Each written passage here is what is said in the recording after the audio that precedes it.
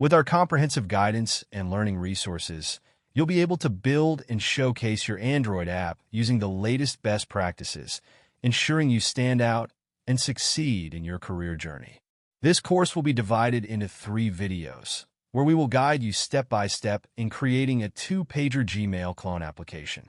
We'll focus on using the latest Android guidelines and industry standards, ensuring that you not only build a functional app, but also learn modern development practices to enhance your skills. In the first part, we will learn about Retrofit, which is a network library to connect to our MockK API, Hilt for dependency injection, Glide for loading images, Jetpack Compose for our UI, and MockK for doing our unit testing. Throughout the course, we'll apply the MVI architecture and structure the project using a multi-module. Do not worry if some of the concepts is not known to you. We will cover it as we make progress. Before we start coding, let's see what all things we are going to need. First is the API. For this project, we will use a MockK API website to create 2 endpoints, which are email list and email details. For UI, we will take the reference from the Figma design by Scarlett Rivera. Links for both will be available in the description below. Also, we will be building a multi-module app using Jetpack Compose, which will have majorly 3 modules: data, domain, and presentation. We will also have some more modules which will be core UI and core, but that will be explained later in the video. This architecture pattern is also famously known as Uncle Bob Clean architecture pattern. The basic idea is we segregate our code in such a way that the domain holds the pure business logic and should not have any dependency on the external framework. Data module holds the info how and where the data is fetched from. It could be local or from remote. And finally, the presentation module, where we have Android-related stuff, which is basically our views and ViewModel. The inward arrows represent the flow of dependencies or symbolize the direction of control. They indicate that inner layers should not depend on outer layers. Only outer layers depend on inner layers. The whole purpose of this architecture is to make your code flexible, maintainable, and testable, with the ability to swap frameworks without changing core logic. Here is the quick snapshot of what are some of the major libraries we will be using to create our project. You can also use the alternative library if you want. The KTOR, Coin and Coil are very important libraries, especially if you're working in campy projects. Now let's get started and do some coding. Open Android Studio and click on Create New Project. On the next window, select the empty activity template and click on Next. Let's keep the name of the project as Gmail Mock. Keep the rest of the configuration as it is and click on the Finish button. It will take a couple of minutes to do the Gradle sync. Meanwhile, let's create our API endpoints. Open MockAPI.io. Click on the Login button and sign in. I'll use Google for the sign up, but you can choose any method you prefer. Once you're signed in, you'll land on the main page. Since we don't have any projects yet, click on the plus button. I'll name my project email and set the API prefix as /API/v1. You can keep it blank if you like, then hit the Create button. Now that our email project is set up, let's create the 2 endpoints we discussed earlier. First, we'll add a resource for the email list. For this video, I've already created the JSON file, which I will return as a JSON response for the endpoints. Click on Data and paste the response. Let me also quickly do the same thing for email details. Keep in mind that the free tier model returns data as an array, which might feel a bit odd for the Details API, but it works for now. Let's take a moment to understand the breakdown of an API endpoint. If you take a look at the API, it's generally divided into 4 major parts. First, we have the scheme, like HTTPS, then the server, which is the domain, followed by the path, the specific resource or action you're targeting. Finally, there are the optional query parameters that filter or modify the request. Together, these parts make up the URL for the endpoint. Okay, now that our project is synced, let's start creating our modules. There are various modularization techniques which are used across the industry, often influenced by the factors like complexity of the app, number of developers, or how teams are structured within organizations. I'll dive deeper into this in future videos. First, Let's create our data module. Select Android library and name the module name data. We'll also create the domain, presentation, and core modules in a similar way. Let me quickly set those up. Apart from the points discussed earlier, modularization also speeds up build times. By splitting the project into smaller modules, only the changed modules need to be rebuilt, which significantly enhances the development process, and it allows you to clearly see and work on the specific section of the app you're dealing with. Let's define the packages for each module. In the data module, we'll create mapper, remote, and repository DI, DTO packages. In the domain module, we'll create model, repository, and use case packages. In the presentation module, we'll organize by feature, creating email list and email details packages. Next, we will add the dependency for our different modules using version catalog. But first, what is meant by dependency? Dependencies frameworks or libraries that your app uses to perform specific tasks, like networking, image loading, or database management. Instead of writing all the code from scratch, you depend on these pre-built solutions to save time and effort. Version catalogs simplify managing dependencies across your Android projects. Instead of hard-coding versions in each module, you define them in a central location, making updates and maintenance a breeze. With version catalogs, you can declare versions for libraries, plugins, and even use aliases to reference them. Version catalog file is typically found inside the Gradle folder and is named as libs.version.toml. If it's not there, you can create it manually. This file has 3 sections: library, plugins, and version. Let's take a popular networking library like Retrofit as an example. To include the Retrofit in our code, you could either hard-code the path inside your module build.gradle file or keep it in the version file. The path consists of 3 parts: group ID, artifact ID, and version. Here, group ID is the first part before colon. It typically represents the organization or developer. The artifact ID is the name Retrofit after that, which is the name of the specific library or module you're using from the group. And finally, we have the version, which is the last stable release of the dependency. For example, you would put 2.11.0 under the versions block and assign it a reference variable. Then, you add the remaining part under the library section. Sometimes you'll see the keyword module, which combines the group ID and artifact ID. Finally, let's discuss plugins. Plugins work similarly to dependencies, but serve a different purpose. Plugin adds functionality to the build system like Gradle and helps automate tasks such as compiling code, packaging apps, or managing versions whereas a dependency is a library or external code your app relies on to perform specific tasks. So let me add the required dependency. To save the time, I will quickly copy-paste the dependency required for the data module. You can directly copy these from the GitHub link, which will be mentioned in the description below. But just to give a gist, our data module is mainly responsible for fetching us the data. So we will need Retrofit, Kotlin serialization, some logging intercepts so that we can see our request and response in the logs, some serialization converter, and Hilt for dependency injection. We also need to add few plugins, so let's add them to the version file. After that, we need to first open the root level build.gradle file and add the plugins. Once you set up that, head over to data module build.gradle file and complete the setup for the dependencies. Data module will have the dependency of our code and domain module as well. Once done, sync the project. Now let's create the DTO classes, also known as data transfer objects, or in simple words, they are data classes in Kotlin. We will use DTO as the postfix for the file name to make it easily distinguishable. We will use a quick Android Studio plugin JSON to Kotlin plugin. You can search for a plugin in Android Studio settings. Once you install the plugin, continue to the next steps. I already have it pre-installed, so let's continue. Let's go to our endpoint email list and check our JSON response.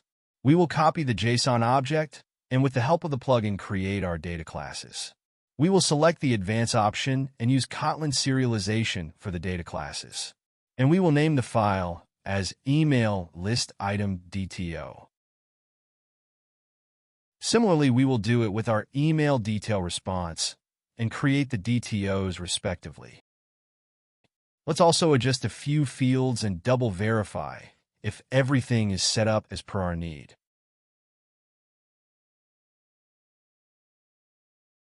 Now we will create a network module object class inside the Deine package. We will annotate this class with a module. This behave as binding instructions, telling Hilt how to provide instances of certain types. We will also add install an annotation and pass component class.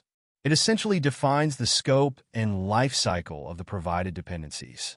There are various components, and for this we have use singleton component. First, we will add our base URL and annotate this with that provides. This tells Hilt how to create an instance of a specific type. It's typically applied to a function that returns an object. After which, let's create our logging interceptor and the retrofit instance. Retrofit instance is created using a builder pattern. We need to pass our base URL, the JSON converter factory, and client. You can use a different version of OKHTTP client if you want. We have used the default one.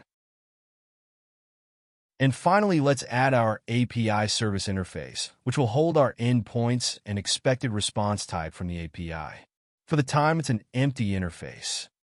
Before we jump to the next part where we write our generic way to call the API, let's focus on the core module. Here we will create a package named functional. Inside this package, we will create a file named either. Now, if you prefer, you can include a dependency for a popular Kotlin library called Arrow, which provides a robust implementation of functional programming tools like either. However, for this project, we just need a very basic version, so we'll create our own custom class for either. But what's the difference between either and result, and why have we not used result from the Kotlin library by default?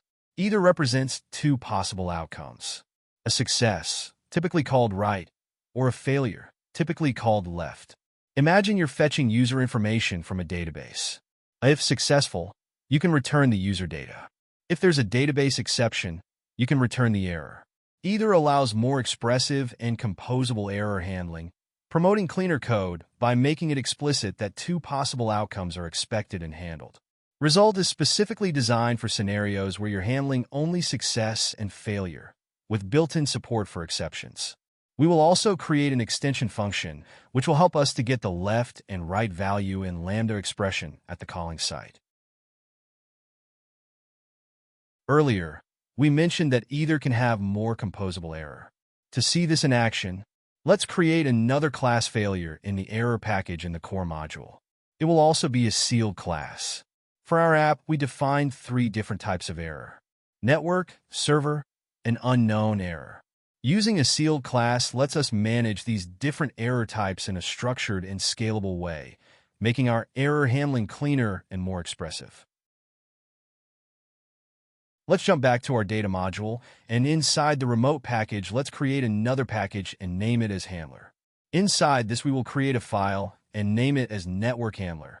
This will have our generic implementation for making network calls. Let me paste the implementation, and I will then explain the code. The gist of the code is that it execute API calls, map successful or failed responses. The safe API call is a suspend function. It takes three parameters. 1. IO dispatcher, which specifies the thread for executing the API call. By default, we use dispatchers.io.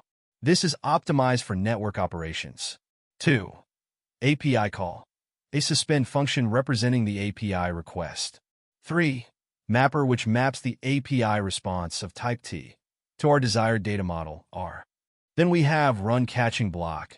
This block safely executes the code inside, catching any exceptions that may occur during the API call. If the response is successful, it checks if the body of the response is valid. If true, it uses the mapper to convert the response body from T to R and wraps it in right side of either. If the response body is null, it returns a failure.server error with the response code and message wrapped in left side of either. If the response is unsuccessful, it also returns a failure.server error with the same structure.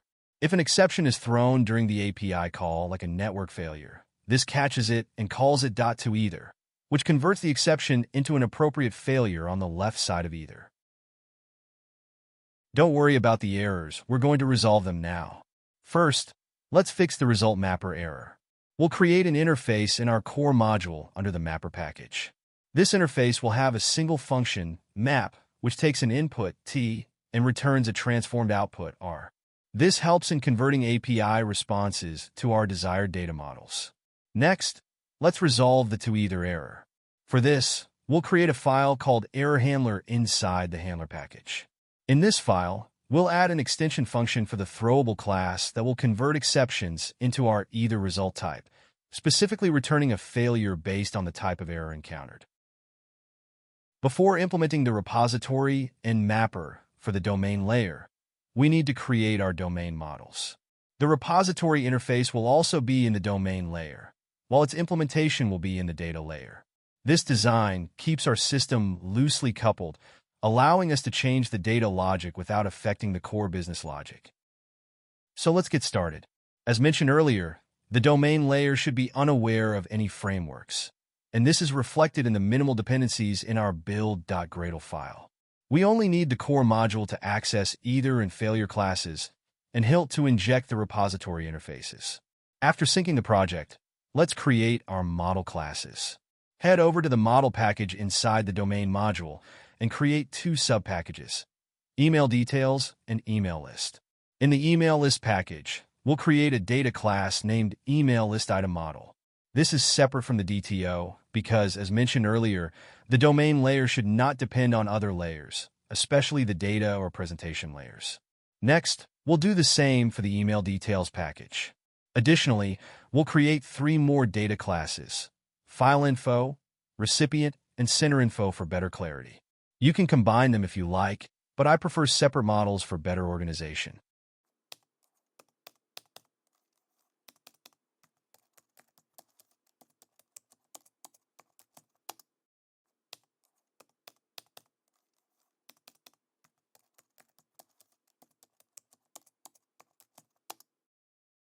We'll now create the interface for the repository and name it email repository.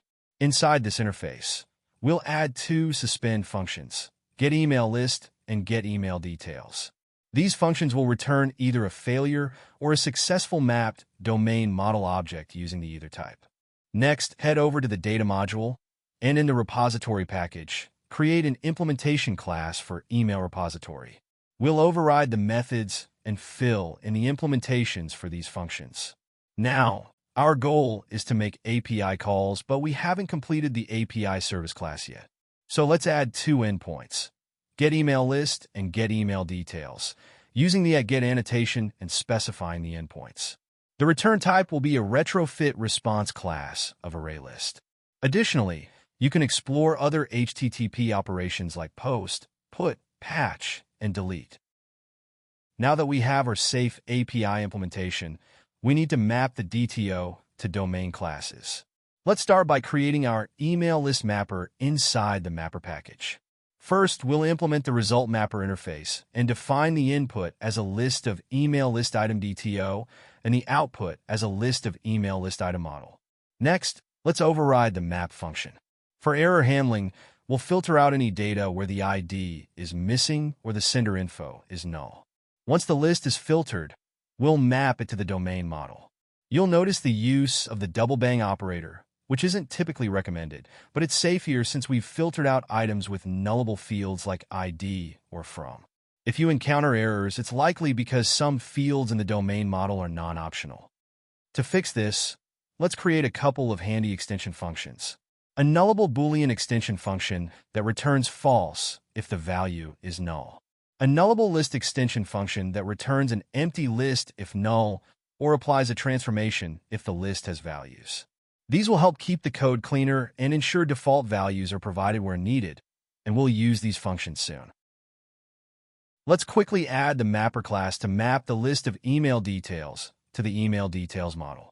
We'll repeat the same steps as before, implement the interface, override the map function, and write the logic to convert the DTO objects into domain model objects.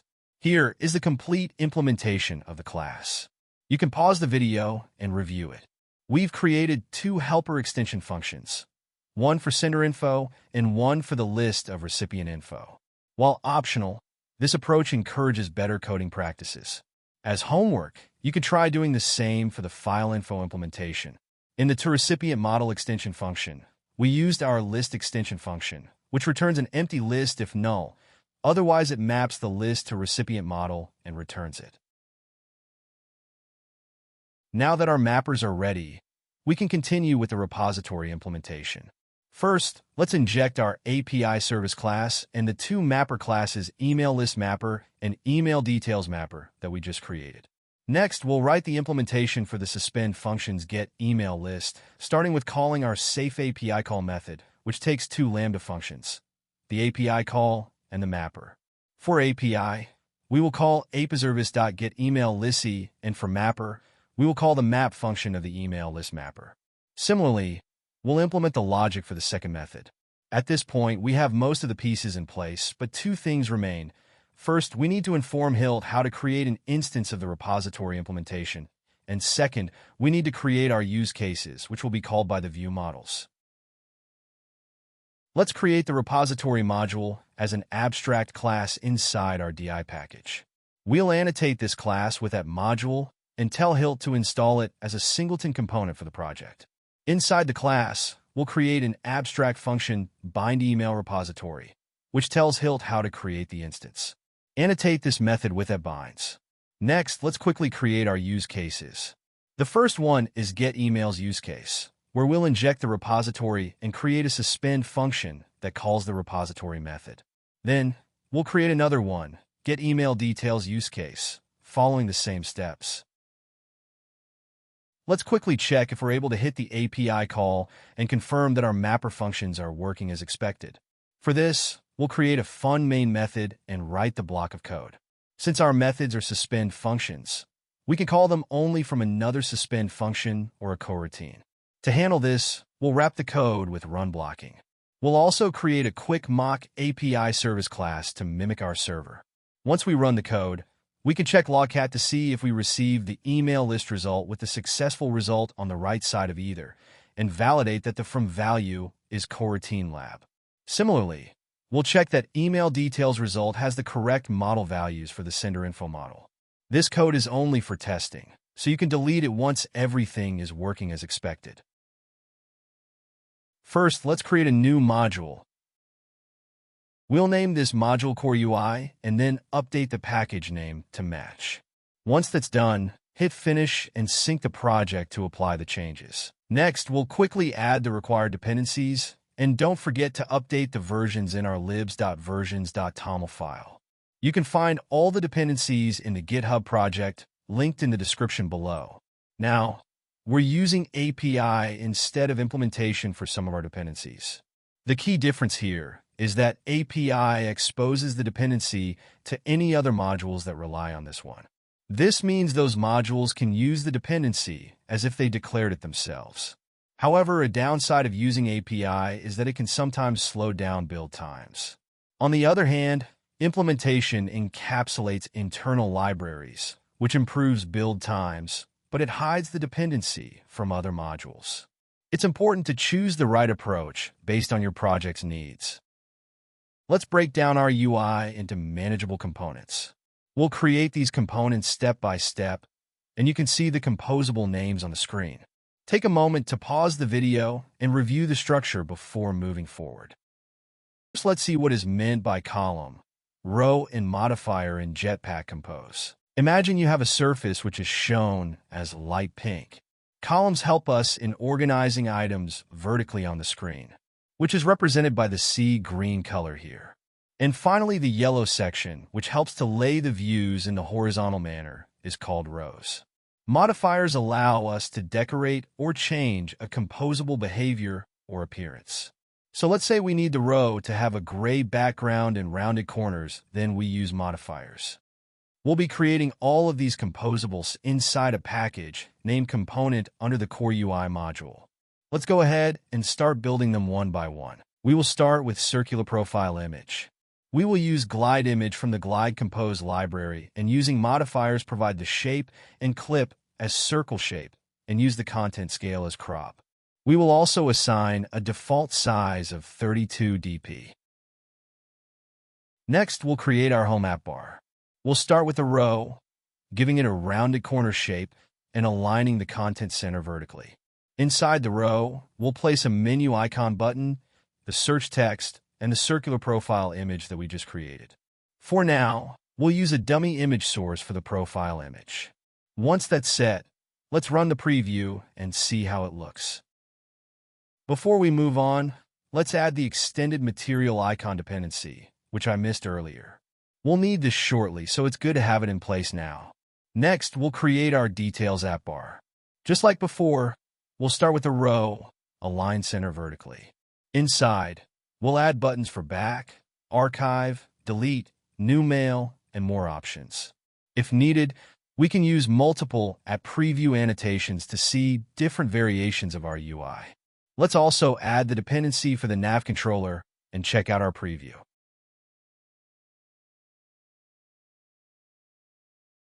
The linear full-screen progress will be a simple one. We'll use a column, align it to the center of the screen, and add a linear progress indicator to display the loading state. Next, we'll create our full-screen error component. This will take two inputs, an error message and an icon to display. We'll use a column, center the content like we did before, and apply material theme typography with title large for the text styling. For the email item, we'll be using constraint layout. First, we'll define the input parameters for the function.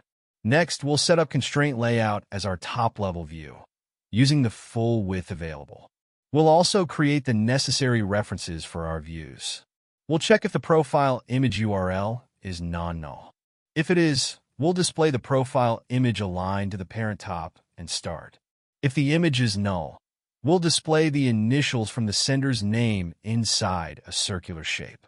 Next, we'll add the sender name text, positioned relative to the profile image with a 16 dp margin. It will fill the available width until the start of our time reference. For the email subject, we'll place it below the sender's name, also taking up the full width until the star icon reference. Finally, the date will be positioned at the top right corner, aligned to the end of the sender's name. Let's quickly check out how this looks in the preview.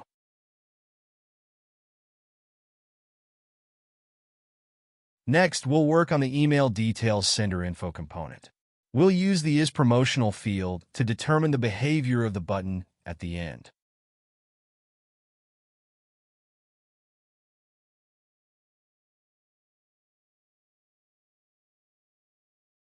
If isPromotional is true, we'll display an unsubscribe button with a menu. Otherwise, we'll show a mood icon and a shortcut icon. Finally, at the end of the row, we'll add a vertical more menu icon to complete the layout.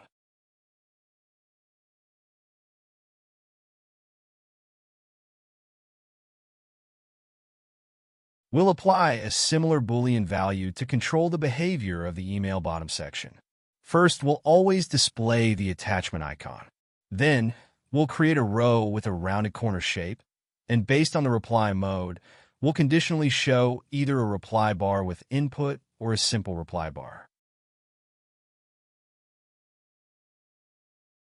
First, in the reply bar with input, we use a row to align elements vertically centered, and inside, we add icon buttons for shortcuts and drop-downs. We then display a text field for the user to type a reply with a transparent background. In the reply bar, we follow a similar structure. Instead of an input field, we display the text reply and add a few icons for user interaction. Both components use auto-mirrored icons, meaning they adjust direction based on layout direction for better localization.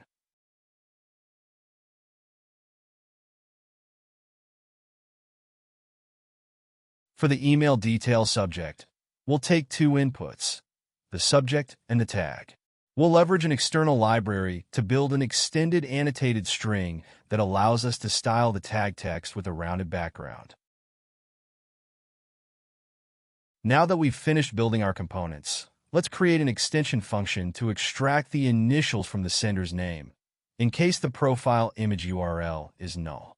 Next, we'll create a helper function to format the date into a more readable format. We'll use simple date format for this. First, we'll parse the original date string using its input format, and then we'll reformat it to the desired output format, making the date much easier to understand for the user. Make sure to import the necessary libraries for date formatting, and we can easily reuse this function across our project whenever we need to format a date. Before we create our MVI contract, let's take a moment to understand its key concepts. In MVI, Model View Intent, architecture, the core concepts are state, event, and effect, which together help manage the UI in a predictable and consistent way. State represents the current UI shown to the user at any given time. For instance, in an LCE, loading, content, error, pattern, only one of these states can be visible to the user at a time. This ensures the user sees a clear, well-defined state of the app without confusion.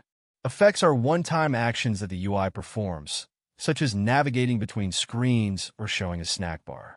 These don't change the UI state directly and are typically actions that are not to be retained across configuration changes, like device rotation or screen resizing. Events are the user interactions with the UI, such as button clicks or gestures. These are sent to the ViewModel, where they are processed and transformed into either a new UI state or trigger an effect. Jumping back into the code, we'll start by creating an interface contract for our state, effect, and event. This will help us define the structure of our MVI components and ensure consistency across our implementation. Next, we'll create a separate interface specifically for our event, where we can define a function called event to handle the various user interactions. We'll also set up our state flow and shared flow to manage state updates and one-time effects like navigation or showing a snack bar. We'll see these in action shortly as we integrate them with our ViewModel and UI component. Let me quickly adjust a few dependencies for the presentation module. If you run into any issues or get stuck, feel free to check out the GitHub repository. The link is in the description. Now, let's move to the feature package that we defined in the last video and create a new file called email list contract inside the MVI package. First, we'll create a sealed class for our event. This will handle two actions. 1. Loading the email list. 2. Handling the user action when they click on an email item. Next, we'll explore two different styles of creating a UI state. For the email list screen, we'll use a sealed class, while for the detail screen, we'll use a data class. This way, you can get a feel for both approaches and how they can be applied. For the email list screen, we have three major states: loading, success, and error. Lastly, we'll create a sealed class for our effects, which will handle navigation and pass the email list model to the next screen. To wrap it all up, we'll place our state, effect, and event classes inside an interface and extend the MVI contract that we just created earlier. Now that we've completed the major work, let's quickly add the ViewModel. We'll annotate it with the rate Hilt ViewModel, and in the constructor, we'll inject the email list use case that we created in the last video. Next, we'll implement the email list contract we just created and override its members. Let's create a helper reducer function that takes in the current list state and updates the mutable UI state accordingly. In the event block, we'll handle the two events we created earlier. For email clicked, we'll emit the effect to trigger navigation. For load email list, we'll call our use case. You'll notice we use the fold function, which we implemented as an extension to our either class, and on the right side, we'll display our email list, and if there's an error, we'll show the error state on the left. Let's integrate our ViewModel with the list screen. We'll start by collecting the state from the ViewModel and using a dispatch function to trigger the appropriate event. For navigation, we'll use launched effect to handle one-time actions, such as moving between screens. We'll also load the email list here. However, note that launched effect won't survive configuration changes, which is not ideal. We'll address how to fix this at the end of the video. Next, we'll add the UI components based on our UI state.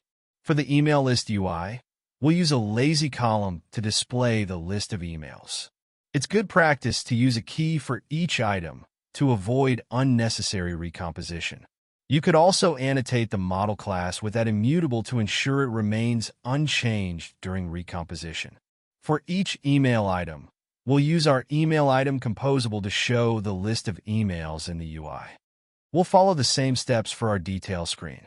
The main difference here is that instead of using a sealed class, we'll use a data class for our UI state. This allows us to more easily represent a structured view of the UI with different data points. There will be several events for this screen, but for simplicity, we'll implement only a few key ones. The rest can be added later as part of your practice.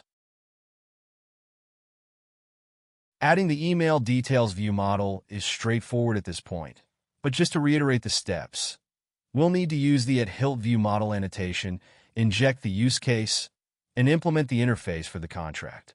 We'll then override the necessary member variables and functions. Next, we'll handle all the events for this screen. Finally, we'll quickly call our use case in the load email details method and update the UI state based on the result.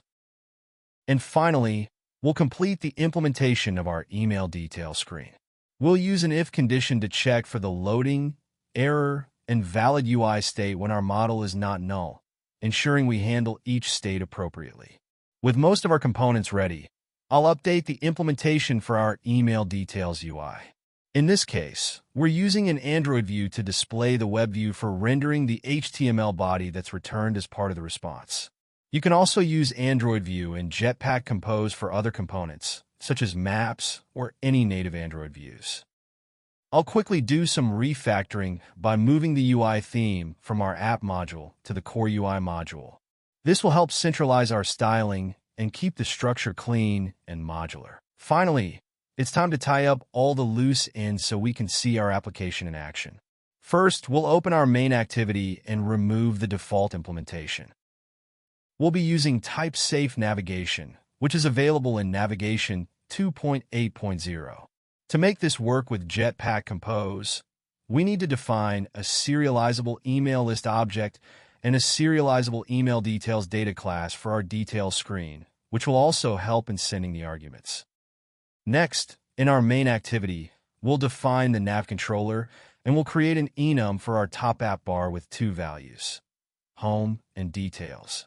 We'll use a scaffold, which allows us to structure different parts of the UI, such as the top app bar, bottom app bar, and the main content. Depending on the app bar state, we can either show the home search bar or the details app bar. After that, we'll add our main content.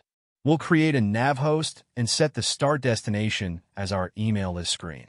Inside the nav host, we'll add a composable for the email list screen, define the app bar state as home, and pass the onClick lambda for handling item clicks. Next, we'll add another composable for the email details screen, retrieve the argument pass from the email list screen, and forward it to the details screen for rendering the selected email. Let's clean things up by moving the top app bar state to its own file for better organization. To get the app running, there are still a few minor things we need to resolve. First, we'll need to create an app class that extends application and annotate it with @Hilt Android app. We also need to do the same for our main activity by adding the @Android entry point annotation. Finally, don't forget to add the app name in the Android manifest file and ensure you have the internet permission included so the app can access network resources. When we run the app, we're seeing a 404 error. Let's check the logcat. The fix is simple. We mistyped our endpoint in part 1. We accidentally named the endpoint email list instead of email in our API service class. Let's quickly fix that in the API service class and rerun the project. At this stage, we have our app up and running, but there are a few issues we need to address. 1. Padding between the email items isn't looking great. 2. The dates are in the wrong format and order. 3. There's a noticeable lag when transitioning between the email list and detail screens, which impacts the user experience. 4. Our status bar icons are not visible in the edge-to-edge display. 5. The screen transitions are not smooth, making the app feel less polished. Let's go ahead and fix these issues one by one. Fixing the padding is fairly straightforward. All we need to do is provide the appropriate padding between the email items. To fix the date format, remember we created an extension function earlier. Let's make use of it here. This will format the dates correctly. To fix the order of the emails, we'll go back to our email list mapper and sort the list accordingly. Now the email list looks much better. Before we move on to optimizing the detail screen, let's add our app icon. I'll export the Gmail icon as an SVG and save it as Gmail app icon on my system. Using the image asset tool, we'll create an adaptive icon for our app. Simply import the icon, adjust the scaling to ensure it fits within the safe area, and change the background color as needed. Once everything looks good, click Finish to generate the app icon. On the next run, you'll notice that our splash screen now features our logo instead of the default one. This gives our app a more polished and branded look right from the start. To fix the edge-to-edge status bar issue, let's open the theme.kt file. First, we'll get a reference to the current view and check if it's not in edit mode. Then, inside the side effect block, we'll assign the status bar color to the surface color using .targ. Finally, we'll set the inset controller to ensure that the status bar icons are visible by disabling dark mode for the status bar. To fix the transition animations between screens, we'll add exit and pop enter transitions for smoother navigation. We'll apply this to both screens. As our app grows, we can clean this up later to avoid repeating this code for every composable. Before running the app again, let's optimize our web view. We'll load the web content first, so we don't experience any lag when the web view is displayed. To do this, we'll use a mutable state of Boolean to track if the content is fully loaded. If the web view is still loading, we'll display a circular progress indicator. Once the content is loaded, we'll hide the progress indicator and show the web view. Now that we've achieved smooth transitions between screens and the web view is loading seamlessly, let's move on to implementing our bottom bar. We'll use the built-in bottom app bar composable and place a row inside it, arranging the items with space evenly. The bottom bar will include two buttons, email and video call. Now, let's learn how to add the drawer navigation menu to our app. First, we'll go back to our core UI module and create the different components needed for the drawer. We'll start by adding the title. For each of these components, we'll follow the material design guidelines to ensure consistency and proper styling, providing a smooth and user-friendly navigation experience. We'll include the link to the material design specs in the description below, and I encourage you to try creating the other components as per your need on your own as an exercise. The final solution, following all the proper guidelines, will be available in the GitHub repository. We now have all our components, so let's create a sealed class called DrawerData. This sealed class will contain a title category, an item data class, and a divider object class for separating sections. Next, we'll create a file called DrawerItemContentProvider, where we'll define a function that returns a list of drawer data objects. Using a sealed class gives us the flexibility to add different types of views in our lazy column by checking the type. This approach is very similar to how we used to handle different types of views in a recycler view, where multiple view types are shown in the same list. Many modern apps implement a content solution that provides this list dynamically without requiring app updates. However, implementing this also requires a deep link management architecture to handle dynamic destinations that might be provided as part of the content items action. First, let's head to our home app bar and include a Lambda function as a parameter in our composable, which we'll invoke when the menu icon button is clicked. There could be three possible states for the drawer: open and close. These states will need to be updated within a scope, so let's add those states and define our drawer state with an initial value. Next, we'll define the drawer content by creating a new composable. This will include a lazy column. In fact, we can simplify things by removing the top-level column and directly using the lazy column as our top view. Based on the type of drawer data, we'll call the appropriate components for each drawer item. Let's run the app and see how it looks. By the way, if you're enjoying the video so far, don't forget to hit the subscribe button and like the video to stay updated with more content. We'll start by creating a data class and a content provider, just like we did for the drawer menu. Next, we'll head to our Details app bar and define a few mutable states to track whether the drop-down menu is expanded. To display the menu properly, we also need to calculate the offset of the view. We'll handle this by doing some calculations to find the position of the icon. Let's run the app again and see the menu option.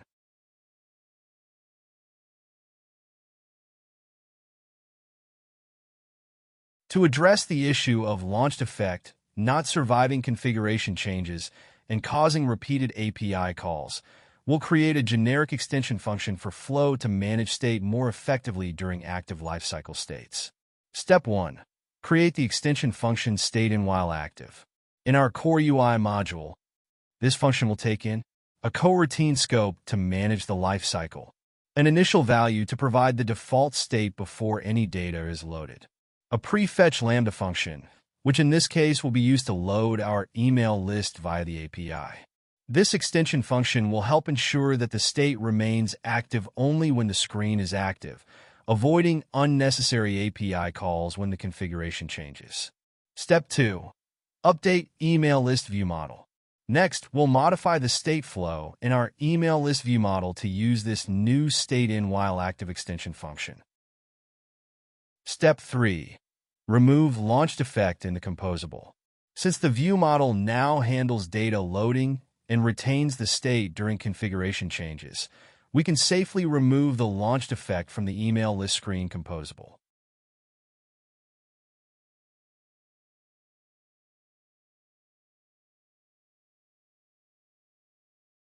First, let's understand what we mean by testing. Testing ensures that a program does exactly what it's supposed to. No surprises. It verifies that our app meets its requirements and behaves correctly in various situations, leading to a cleaner, more maintainable codebase. By catching bugs early, testing saves time and money, preventing costly fixes in production. It also gives developers and stakeholders confidence that the app is stable and ready for users. Think of testing as a safety check that catches unwanted behaviors before they impact users. It's an investment that makes our development process smoother and results in better, more reliable applications. The graphs highlight why writing test cases is crucial. Without tests, the risk of bugs increases exponentially as the codebase grows. With tests in place, potential issues remain manageable, ensuring better quality control and smoother project scaling. Investing time in testing helps maintain stability as your software evolves. The testing pyramid is a model that guides organizations and developers in finding the right balance of automated tests to ensure high-quality software. It helps identify which types of tests to prioritize at each stage of development, creating a reliable and efficient test suite. At the base of the pyramid, unit tests focus on testing individual components in isolation. They are quick to run and provide immediate feedback, making them perfect for catching bugs early. Integration tests come next, ensuring that different parts of the system work well together. Though fewer in number, they provide a broader scope by verifying the interactions between modules, services, databases, and APIs. At the top of the pyramid, end-to-end tests simulate real user interactions, validating that the entire application functions as expected from the user's perspective. These are the slowest and most resource-intensive, so they should be kept to a minimum, focusing on critical user flows. By balancing these types of tests, you create a more stable, reliable, and maintainable code base. I found an interesting Venn diagram that essentially summarizes everything we've discussed so far. Pause the video and take a moment to understand all the benefits it highlights. It's a great way to visualize how the different types of tests, unit, integration, and end-to-end, work together to create a robust testing strategy. We'll dive into various testing libraries like MockK, JUnit 5, and KoTest. We'll also explore screenshot testing, compose UI testing, and learn how to measure code coverage. But before jumping into the code, it's important to understand a few key concepts about these libraries and their roles in the testing process. Let's get started. By default, Android projects come with JUnit 4 for unit testing, but you can also include JUnit 5 to take advantage of its modern features. So, what's the difference between the two? JUnit 4 is a single monolithic framework with core annotations like at test, at before, and at after. It has a class-level lifecycle, meaning setup and taildown methods run once per class. It uses basic assertions like assert equals and assert true, but it has limited support for parameterized tests and lacks native parallel test execution. On the other hand, JUnit 5 is composed of 3 modules: Jupyter for new annotations, Vintage for backward compatibility with JUnit 4, and Platform for test execution. It brings in modernized annotations like at before each and at after all, and supports per class and per method lifecycles using at test instance. With advanced assertions like assert all and assert timeout, support for parameterized tests, and built-in parallel test execution, JUnit 5 offers a more powerful and flexible testing experience. Switching to JUnit 5 can give you access to these enhanced features, making your unit testing more efficient and effective. A test double is a generic term for any kind of substitute you use in place of real objects during testing. They help simulate various parts of your code to isolate the behavior you want to test, ensuring that your tests focus on the specific logic rather than being dependent on external components. There are several types of test doubles, including mocks, stubs, fakes, dummies. While mocks are the most commonly talked about, they are just one type of test double. MockK is a powerful mocking library built specifically for Kotlin. It lets you create mocks, stubs, and spies for testing, with built-in support for coroutines, making it perfect for Kotlin's concurrency model. With annotations like at MockK, at relax MockK, and at inject MockKs, setting up tests becomes a breeze. Plus, MockK allows you to capture arguments and verify the number of calls to ensure everything behaves as expected during tests. It's a great choice for writing clean and effective tests in Kotlin. KoTest is a powerful and flexible testing framework for Kotlin that makes testing a breeze. It supports multiple testing styles, allowing you to pick the one that suits your project, whether you prefer a simple, straightforward approach or a more descriptive, behavior-driven style. KoTest also comes with a rich set of built-in assertions like should be and should throw, making tests clear and easy to read. One of KoTest's standout features is property-based testing, which automatically tests a range of generated inputs to help you discover edge cases you might have missed. It also supports tags for organizing and running specific subsets of tests, allowing you to target exactly what you need. Overall, KoTest makes testing in Kotlin both effective and enjoyable. There are various writing styles in KoTest, and we'll explore some of them as we write our test cases. However, it's important to note that while we're using different styles here for demonstration purposes, when you're working on a project or submitting your work in a professional setting, it's best to stick to a single style. Consistency in test writing makes your code base easier to read and maintain for your team. Now, let's jump into the coding part. We'll begin by updating some dependencies in our libs.toml file. First, we'll update the Kotlin version, as it's required for our screenshot testing later. Then, we'll include the necessary dependencies for MockK, JUnit 5, Turbine, and others needed for writing our test cases. You can find the updated version in the GitHub repository. The link is in the description. Next, we need to apply 2 plugins, one for screenshot testing and another to include JUnit 5. To keep things clean and manageable, we'll group multiple dependencies into bundles. This way, our modules can easily include the required dependencies without having to repeat them each time. To include this bundle in the module, let's open the domain modules Gradle file. First, we'll apply the plugin for testing, then include the test implementation from our dependency bundle. After that, sync the project to ensure everything is up to date. Let's start by writing our use case test. Open the email list use case file and create a new test case. Keep the file name as it is and click OK. In the next window, choose the directory for the test file. Since this is a unit test, we'll select the unit test directory in the domain module. Our email list use case has an email repository injected into its constructor.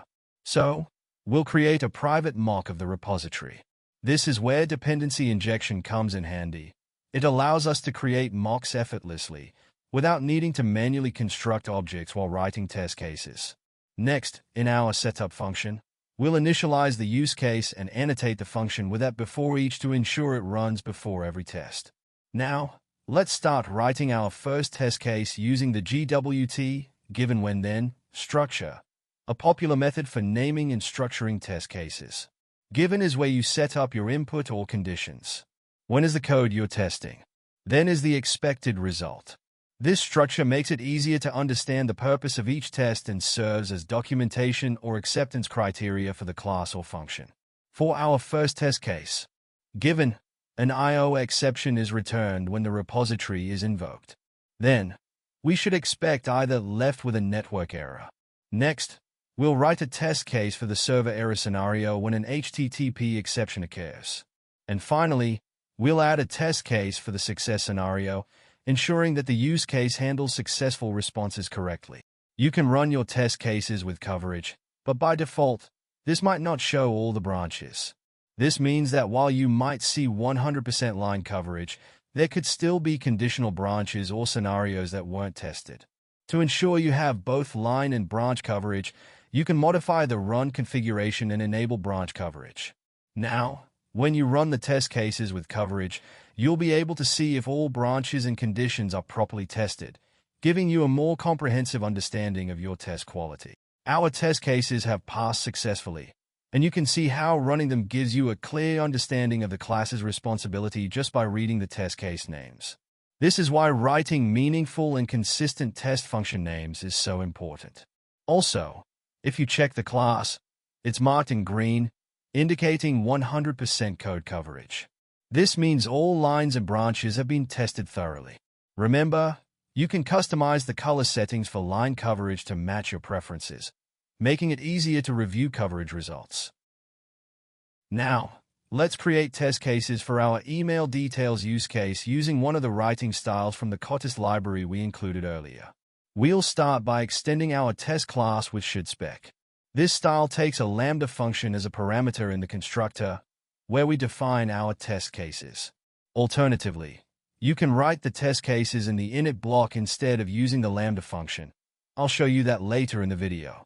Just like our previous test, we'll begin by creating a mock for the repository and initializing the use case.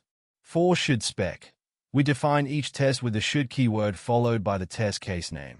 In our earlier tests, we used the standard assert API for verification, but with KoTest, we use the shouldBe keyword for assertions. This makes the test cases more readable, almost like natural language, which is why I prefer KoTest. Next, we'll write the remaining test cases to check for the HTTP exception and the success scenario. Finally, we'll run the test to ensure proper code coverage and take a look at how our documentation looks with the shouldSpec style in KoTest.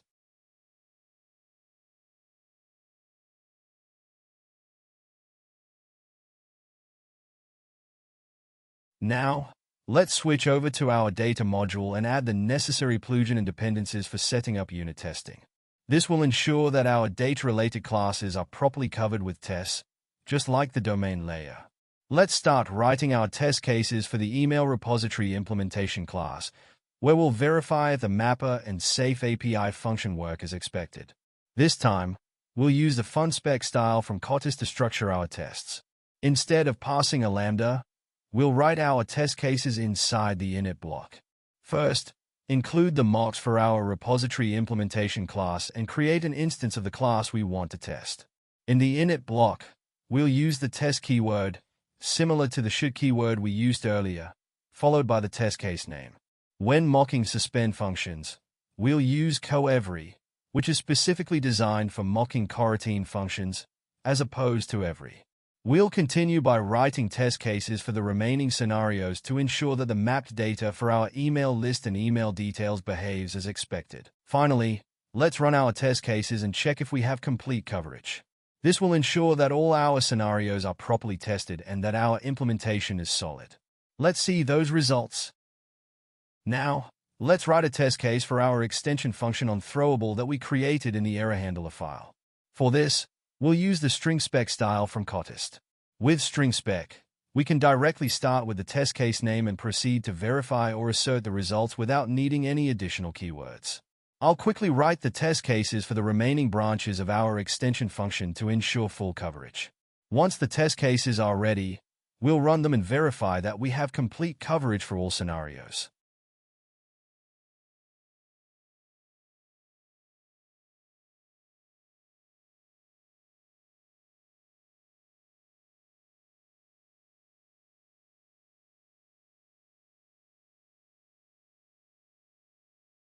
Now, let's move on to writing the test case for our safe API implementation function.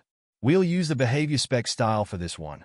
Personally, I find this style fits best with the given when-then structure, making it easy to organize and understand each part of the test. If you're enjoying the video so far, don't forget to give us a like. It helps us create more content like this, and be sure to subscribe and share the video with anyone interested in learning Android development. Alright, let's run the test cases and see if they're successful and ensure we have complete coverage.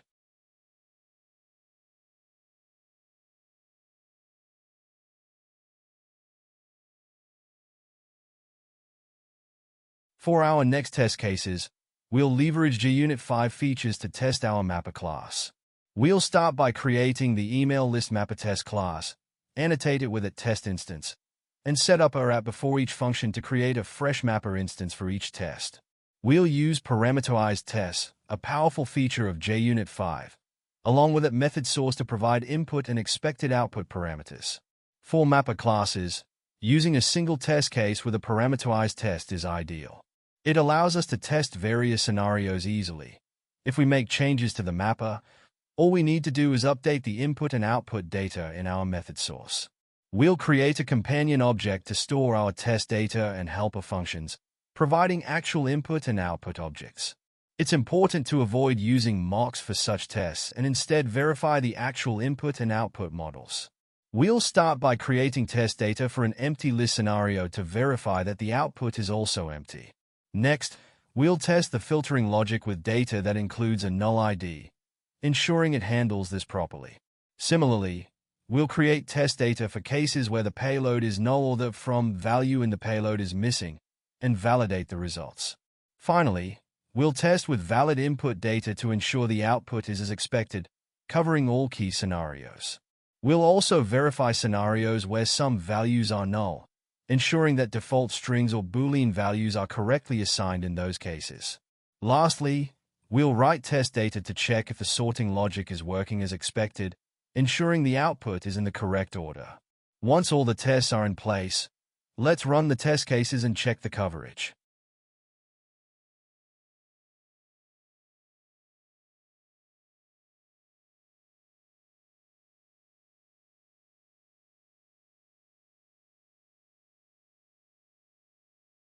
Now, let's quickly write the test cases for the email details mapper class.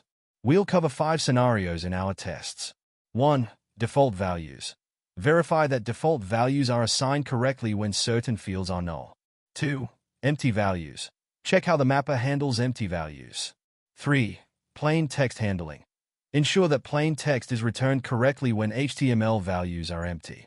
4. File info values. Verify that the file info fields are mapped accurately. 5. Default file info. Check that default values are applied for file info when the input contains null values. I will skip the implementation of these functions here to keep the video short, but you can find the complete code on GitHub. Now, let's run the tests and verify the results.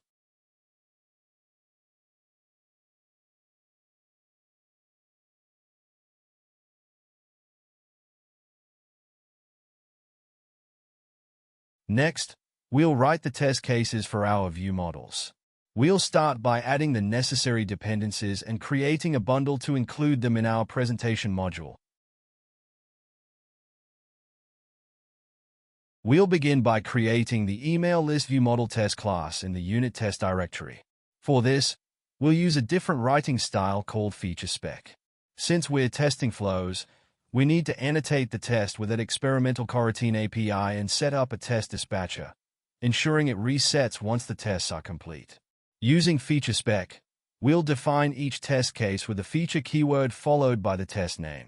Inside the feature block, we'll use scenario blocks to structure our test code. For this test, we'll verify two states. 1. When the ViewModel is first invoked, it should start in a loading state. 2. When the data becomes available, the state should change to success. To control the execution of coroutines, we'll use testscheduler.advanceUntilIdle, which runs all coroutines until the scheduler is idle. Next, we'll write a similar test to handle scenarios where an error occurs while fetching the email list. Lastly, we'll add a test case to verify the effects, specifically, that navigation to email details works correctly when an email clicked event is received.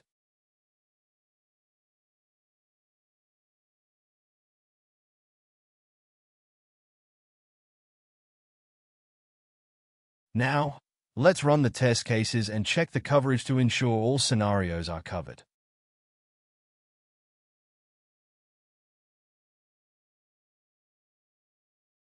Let's move on to creating the test cases for the email details ViewModel using the describe spec style. We'll begin by mocking the use case and initializing the ViewModel instance. Just like before, we'll set up the test dispatcher to control coroutine execution and then start writing our first test. Using describe spec, we'll use the describe keyword followed by the test case name. This style is similar to feature spec, allowing us to group related tests under a describe block for better organization. This time, instead of using advance until idle, we'll use await item, which serves a similar purpose for awaiting results in the coroutine flow. Let's quickly write out the remaining tests and run them to ensure everything passes and that we have good coverage. Now, let's dive into screenshot testing.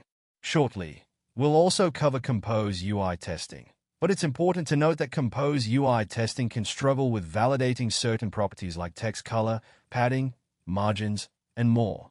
This is where screenshot testing becomes invaluable. The basic idea behind screenshot testing is simple.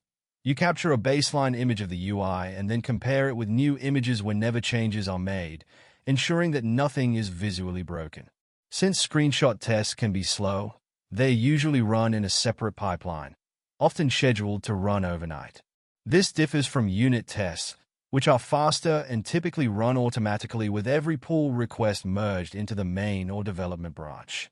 By separating them, we ensure a balance between speed and thorough visual validation. Let's start by creating the screenshot directory. To make screenshot testing easier, we need to refactor some of our code. Previously, we passed the ViewModel directly into the email list screen, which limits our ability to use Compose Preview effectively. We'll refactor the code to pass state and effects directly into our composable screens instead of the ViewModel. We'll apply these changes to both the email list and email detail screens. This refactoring will cause some errors in the main activity, so we'll make a few adjustments there as well. We'll initialize the ViewModel in main activity and then pass the necessary parameters to the composables, ensuring everything compiles correctly without errors. Now, let's create the test for the email list screen inside the screenshot directory we just set up. We'll create different previews to capture screenshots for each scenario, including loading, error, and success states.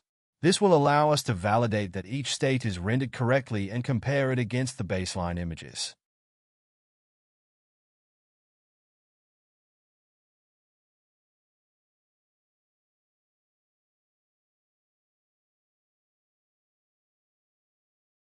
To capture the baseline screenshot, we'll run the Gradle script called update debug screenshot test. This will generate the initial screenshots that we'll use as a reference to compare against any future changes, ensuring that our UI remains consistent. Once the Gradle task is successful, the screenshots will be generated inside the build folder under screenshot test results. These baseline images will serve as our reference for validating future changes. To verify that our screenshot test is working correctly, let's make a change. Adjust the padding of our email item and then run the validate debug screenshot test Gradle task. If the test fails this time, it means our screenshot test has successfully detected the change, confirming that everything is working as expected. We can similarly create test cases for our email details screen composable by adding previews. Here, we're setting up some basic screenshot previews for this screen, but feel free to enhance and expand upon them as part of your practice work. This will help you get more comfortable with screenshot testing and explore different scenarios.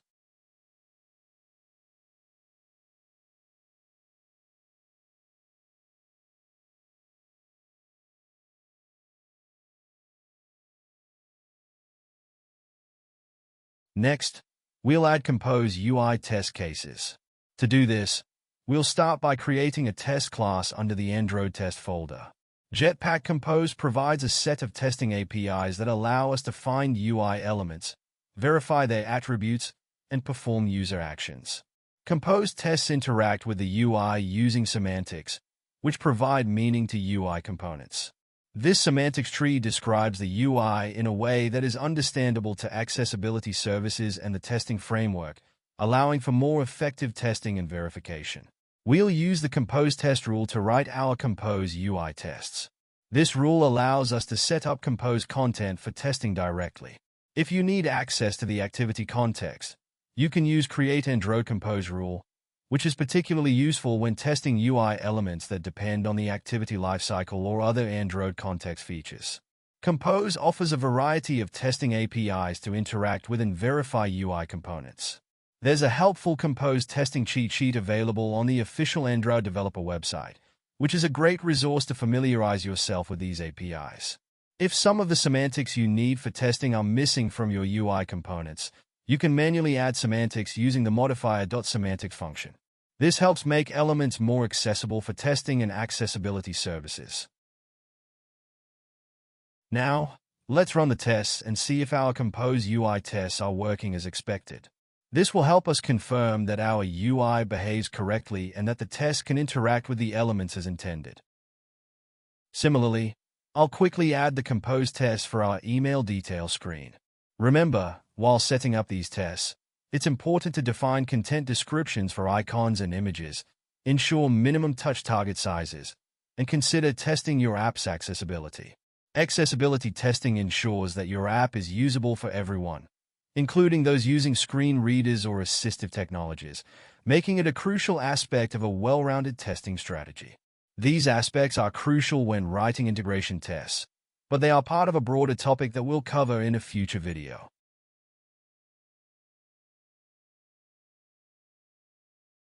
Now, let's run our final test case and check the results. This will ensure that everything is working as expected and that our app is thoroughly tested. Let's see how it performs. We hope you enjoyed the content and found it valuable.